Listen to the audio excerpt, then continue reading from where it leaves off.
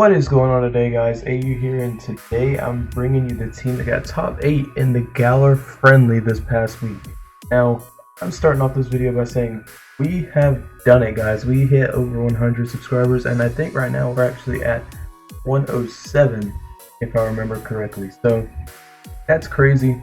Keep the support coming. It really motivates me more and more to put out these videos. If you're new here, I'm putting out videos every single day. You can go back to the past 2 weeks. I've had a video out every single day, Monday through Friday, for the past 2 weeks. And this video is going up on a Wednesday, so that means we'll have this video today. I don't know exactly what I'm doing with this video yet. I know it's going to be a discussion about the team. I don't know if I'm going to modify the team in this video or if it's going to be in tomorrow's video, but either way, tomorrow's video is going to have battles with the modified version. I may modify it in this video. I may wait until next video to modify that team. Now, if you missed it, I'm gonna leave the Twitter to the post, or the link to the Twitter post below in the description. This team actually was used by a guy named Whist. I think that's how you pronounce it. I'm sorry, Whist. W-H-I-S-T. He's number 6 on the Galar friendly the Galar friendly graphic, and he's using the rental code of my team. Now, he actually messaged me on Reddit after he got to the top 8 in that tournament, and he was telling me how he got top 8, telling me thanks for making the team, how he used the rental code, and all this. And so I actually hit him up and I told him to message me on Discord, and I kind of asked him how he piloted that team throughout the tournament, because I actually was also in that tournament and missed top cut by 1 game due to a freeze that I stayed frozen for 5 turns on. But I was actually in that tournament as well, and the tournament was pretty stacked. So he definitely played very well with the team, and I was actually thinking, like, I actually told him I think I was kind of sleeping on this team to begin with, because I mean, whenever I made it, I knew that Vanillix, Mudsdale, and Milotic were all really good together. But you have Cinderace with Choice Band, which is okay in certain situations. It was kind of a niche fit to the team, which we'll be looking at later. And then Haxorus was just also a really cool Pokemon to put on the team. But there are some Pokemon that obviously would be better. It's just those were fun to put and use on the team at the time. But with the success that he had, it's actually got me thinking that we need to go back to this team and we need to modify this team just a little bit and push it over the edge that it needs to be at. So he actually messaged me on Discord this morning, and so I asked him if he would just give me a rundown on how he piloted the team and what do you think it was that made it top cut. And because I told him, I said, we both know that this team could be a lot more optimal. And his response was, so ultimately he ended up going 6-0 in pools, and that seeded him at 2nd in the top cut bracket. So he got a bye into round 1 in the top cut, but then in the next game he lost 2-1, and I think the person he lost 2-1 to actually ended up getting 2nd in the whole tournament. So he says the most success came down to the synergy between Vanillix, Mudsdale, and Milotic. He brought those 3 plus Whimsicott to about 95% of the games. He said he brought Cinderace to only 2 of the sets, both times where Whimsicott was a bad matchup, and there was a whole lot of things that Cinderace had type coverage for. It only ended up hitting the field 1 time as a sack, so he only ever really didn't get to use it once whenever he brought it.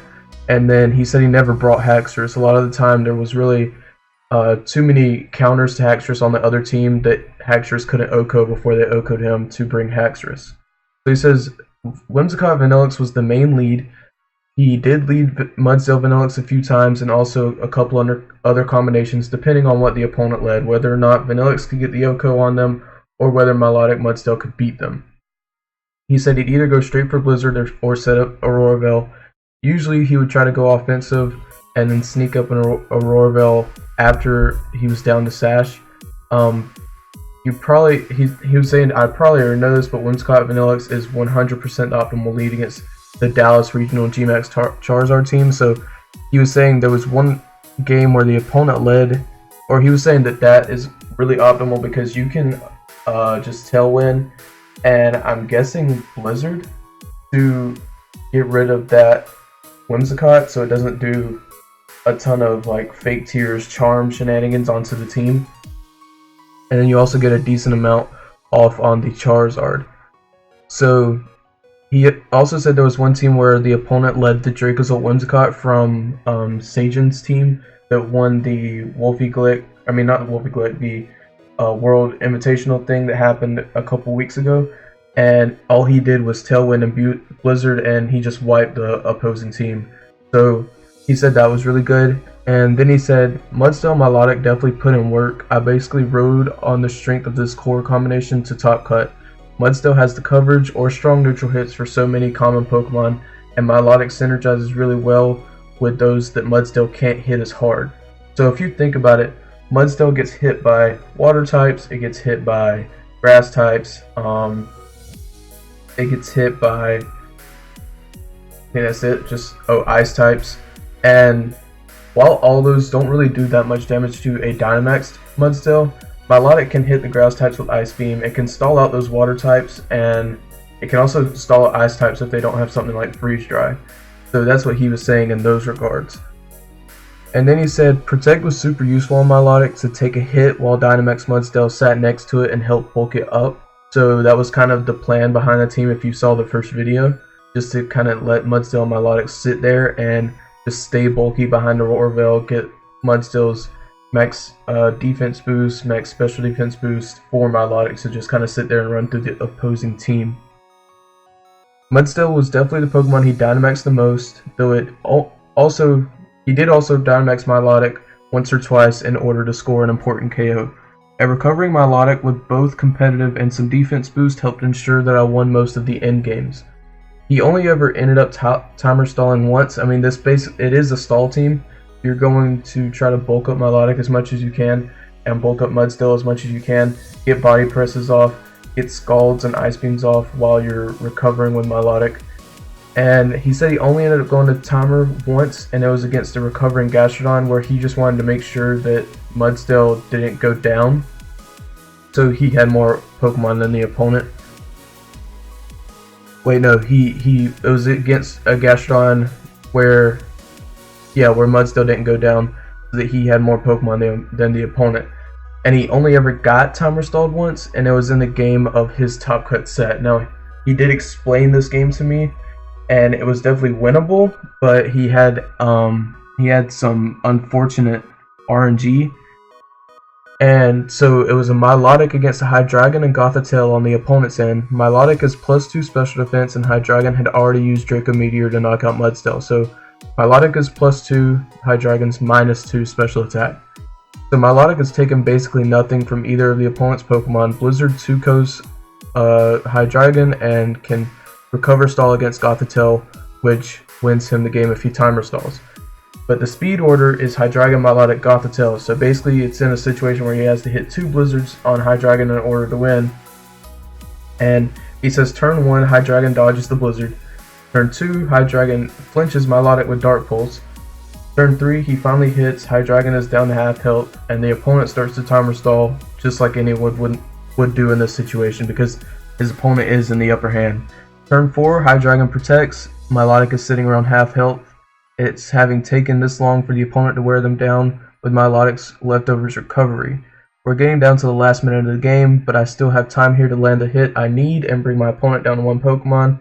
I just need this last Blizzard on turn 5, and in turn 5, Hydreigon crits Milotic with Dark Pulse and it gets KO'd.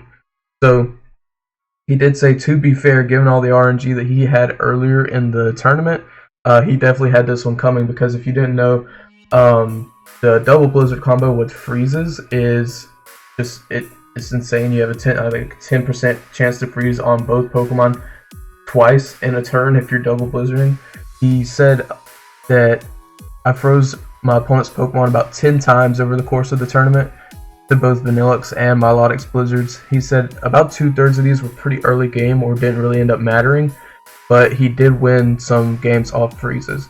Also didn't end up running into any GMAX Snorlax teams, which he thinks is actually a pretty good matchup for the opposing opponent in this matchup. He thinks GMX Snorlax can actually kind of run through this team just a little bit.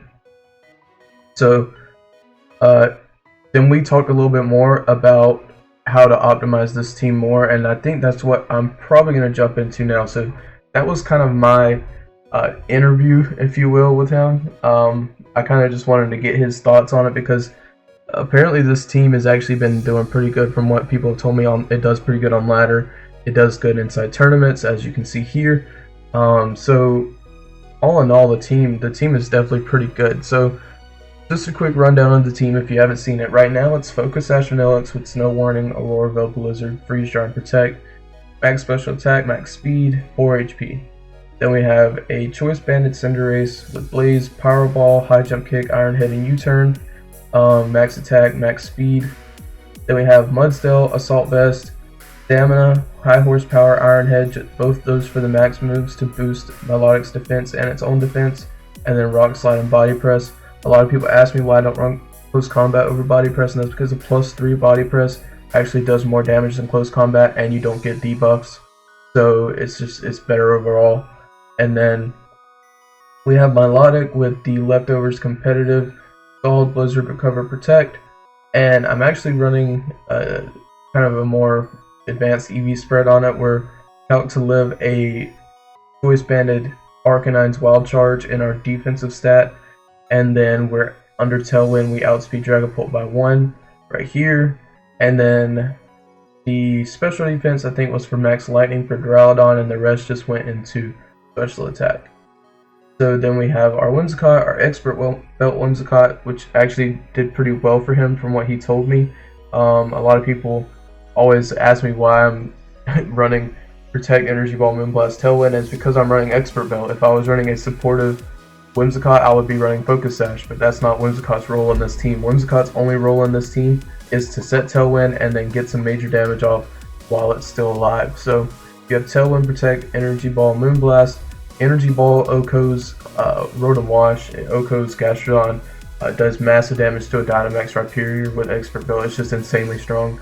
You're running Max Speed, Max Special Attack, 4 HP, pretty basic, and then in the last slot here, we have Haxorus with Life Orb, Mold Breaker, Dragon Call, Poison Jab, First Impression, Protect. Actually, we're here in our speed stat, we're outspeeding Arcanine by 1 because there's really not anything at 162 we need to outspeed. So I just put 4 into his defense and 4 into his special defense, because by taking away that 1 stat, we get 2 more stats and 2 more numbers and 2 other stats. So that's the team, and I think actually something that's pretty optimal about this team. So I'm actually going to take this team, I'm going to export it into another. We're going to import it here. We're going to do some changes here. We're going to call this the Milotic 4 revamped. So obviously here, Cinderace, it has some good damage output, but all in all, having a Choice Banded Cinderace isn't necessarily the best. So I think we probably take a page from our Hill team. If you saw that yesterday, we're gonna take a page from our Hill team, and we're gonna actually take the Rotom from that team, and we're gonna put it in over Cinderace. So I like this a lot more because it gives us a little bit more bulk to sit behind Aurora Veil. And I mean, there's also other fire types we could look at, like Arcanine. Arcanine behind Aurora Veil could be kind of good. Not fighting. Let's see, fire types. If we could also go with Arcanine with Intimidate and Snarl. That just makes the team a whole lot more bulky. Outside of that, we could always go like the G-Max Charizard set, but I don't think that really pairs well with this team. And flying types don't really give this team a hard time. So actually I think I'm gonna go with Arcanine. And right here we're just actually gonna go to Pikalytics and see the most used Arcanine set. Arcanine's got 34% usage right now, so it's doing pretty well. A lot of people just run Timid, max HP, max speed, which makes sense because max speed Arcanine is actually really good. So just run just like this, and we'll put this into special attack. We'll run Timid. Our item is going to be the Guava Berry. Make sure we have the right berry on it this time. We're going to run Flamethrower. We're going to run Snarl, Will-O-Wisp, and Protect. So I think Arcanine over Cinderace on this team is a lot better. Now it makes Mudsdale and Milotic a lot bulkier. It makes it pairs well with things that would usually hit Haxorus pretty hard. But really it's here to be a part of the Vanillix Mudsdale Milotic core. Milotic can hit the things that hit Arcanine. Arcanine can hit the things that hit Milotic and Mudsdale. It hits Steel types, which is really good for Vanillix. So just all in all, I think this is a better addition to the team. And kind of you can kind of see the thought process behind how I build my teams is even if you build a team and you think it's good and it gets good tournament results, there's always a way to make it better. And I think Arcanine is probably a better fit right here in that slot. Now here, I actually have really been liking Duraludon, and this can finish up a Fairy Steel Dragon core. Like Whimsicott Duraludon is just a really strong core. So here we're probably just going to run the set that Wolfie and Aaron Trailer, and who was the last one that made that team with them? Man, I forgot.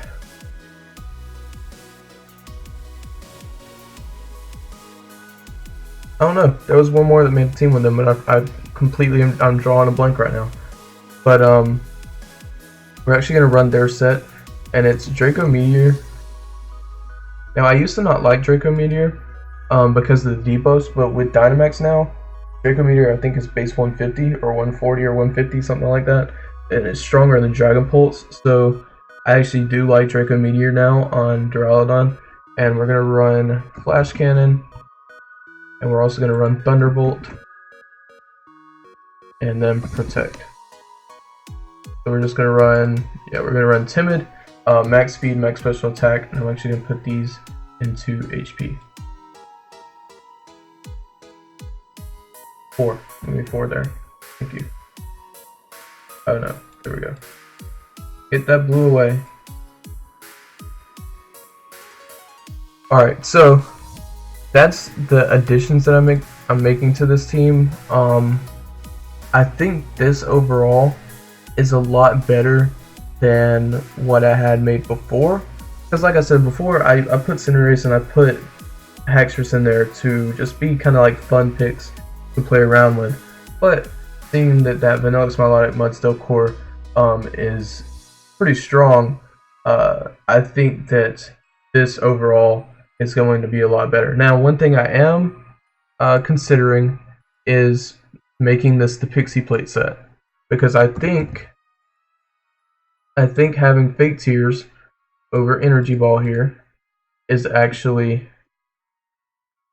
good again, because we can pair this Whimsicott with the Duraludon and kind of just lead this Fake Tears things, and Max Duraludon will do a ton of damage. Having Duraludon also gives us another way to bulk up Milotic with Max Wormwind, lowering attack, and Max Splash or Max Steel Spike, raising defense. We get another way to bulk up Milotic and Mudsdale, and even Arcanine. If you can set Arcanine in on like even the Dallas Regionals team, the Charizard, Whimsicott, Duraludon, all that, bring Arcanine and just snarl things, and you pretty much have handicapped their team to a point to where they're not doing much damage to you. So I think this team is super strong. I think this version of it is a lot stronger than the last version of it, and tomorrow we're going to be doing some battles with this version, and I expect those battles to go pretty well. So with that, guys, I'm probably going to leave you here, and if you like these kinds of videos, definitely tell me in the comments below, because I'm always down to do more discussion-based videos on how teams have done in tournaments here and there. And with that, guys, I'm going to catch you guys in the next one. So like, comment, and subscribe, and see ya.